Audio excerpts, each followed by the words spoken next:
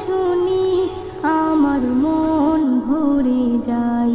শোনো মুমিন মুসলমান, পড়ে দেখো না কোরআন, কত শান্তি পাওয়া যায়। কোরআন